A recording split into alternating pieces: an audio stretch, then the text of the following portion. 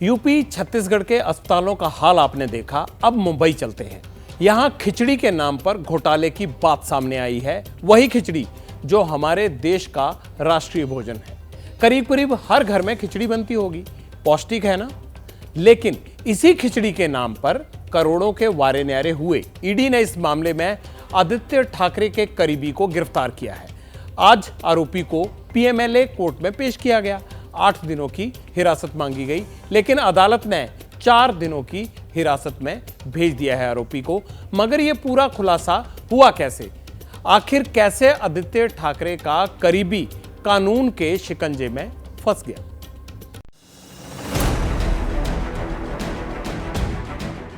आपको कोरोना के दौर की ये तस्वीरें याद होंगी। जब सख्त लॉकडाउन था, तब हजारों प्रवासी मजदूर मुंबई से यूपी, बिहार और पश्चिम बंगाल तक लौट रहे थे। स्पेशल ट्रेन चलती थी इन्हें घर पहुंचाने के लिए।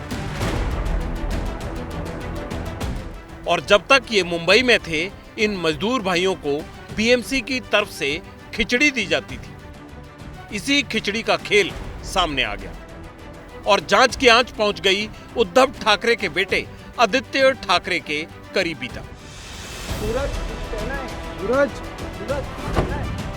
ईडी के अफसर जिस शख्स को ले जा रहे हैं, उनका नाम है सूरज चौहान। शिवसेना उद्धव गुट के सचिव हैं और आदित्य ठाकरे के बेहद खासम खास।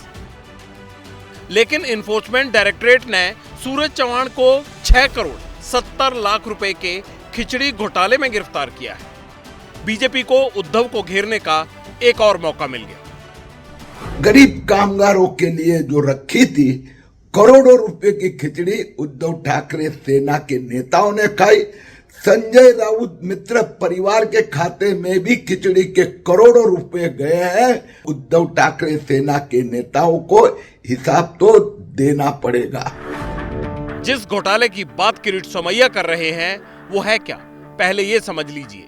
दरअसल तब बीएमसी ने कोरोना काल में मुंबई में बिना टेंडर के कोविड सेंटर बनाने, ऑक्सीजन सप्लाई, दवाइयां, रेमडेसिविर खरीदने का फैसला लिया था। इसी तरह गरीब प्रवासी मजदूरों को लॉकडाउन के दौरान भोजन देने का फैसला भी हुआ। तब मुंबई नगर निगम ने 52 कंपनियों को ठेका दिया था। दावा है कि पहले 4 महीनों में 4 करोड़ खिचड़ी के पैकेट बांटे गए। आरोप है कि कोरोना काल में 250 ग्राम खिचड़ी पैकेट की मात्रा का केवल आधा हिस्सा दिया गया। इल्जाम है कि सूरज चौहान ने चुनिंदा ठेकेदारों को ठेका देने के लिए बीएमसी अधिकारियों को प्रभावित किया, जिनके कथित तौर पर पार्टी नेताओं से सीधे संबंध थे। मुंबई पुलिस की ईओडब्ल्यू विंग यानी कि आर्थिक अपराध शाखा ने इस मामले में अपनी जांच शुरू की थी। बाद में ईओडब्ल्यू के एफआईआर को आधार बनाकर ईडी ने इस मामले में जांच शुरू की। सूरज चौहान समेत 7 लोगों के खिलाफ मामला दर्ज किया था। इस मामले में ईडी ने अपनी जब जांच शुरू की तो तत्कालीन जो असिस्टेंट म्युनिसिपल कमिश्नर संगीता हसनाले थी, उनसे भी पूछताछ की जा चुकी है।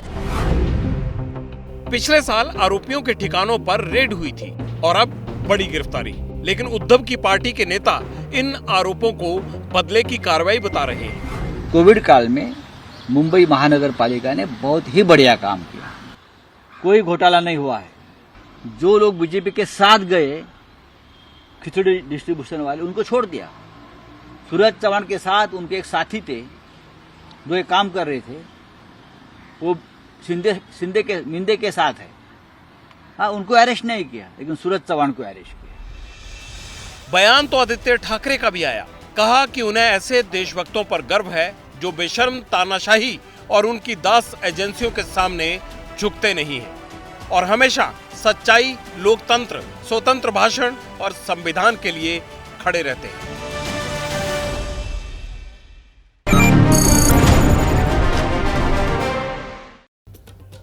उद्धव ठाकरे की मुसीबतें कम होने का नाम ही नहीं ले रही। पहले स्पीकर ने शिंदे गुट के पक्ष में फैसला सुनाया, शिंदे गुट को ही असली शिवसेना बता दिया और अब शिंदे सरकार लगातार घोटालों की फाइलें खोल रही है। मगर उद्धव ठाकरे भी ये सारे मामले जनता के दरबार में लेकर जा रहे हैं। जैसे ही घड़ी का काटा दोपहर 2:30 पे आए, बबीता जी का दिल सास बहू साजिश के लिए मचल जाए। और ये है इनकी बहू पूरे दिन ऑफिस की टेंशन हो जाए गॉन जब ये करें अपना फेवरेट शो फ्री टाइम पे ऑन। इनकी तरह आप भी देखें अपना फेवरेट शो अपने टाइम पर और डाउनलोड कीजिए एबीपी लाइव ऐप अपने स्मार्ट टीवी पर।